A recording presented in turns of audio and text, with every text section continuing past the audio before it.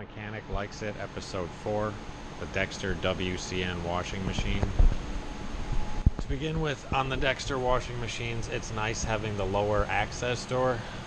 Just 2 screws to access your drain valve and check the seals on that.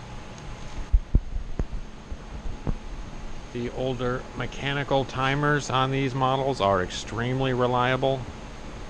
The accumulator board is fairly easy to program with a reference chart. It's just a matter of which dip switches you want to switch to affect the vent price and the cycle time.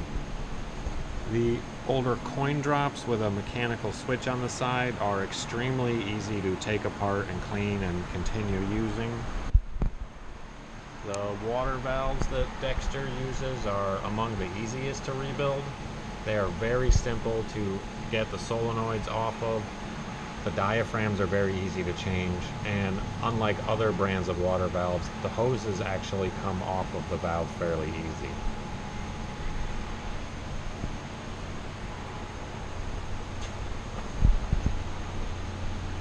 These older 2-speed motors have also proven to be some of the most reliable I've encountered. They use larger bearings than a lot of other motors and tend to go a lot longer in between bearing changes. Maintenance-wise, it's very important to keep an eye out for leaks on these machines. The drum and bearing housing on this is actually among the best there is. Almost nothing goes as long as a Dexter as far as the drum bearings are concerned. Very, very low maintenance there. What you do want to keep an eye out for is leaks.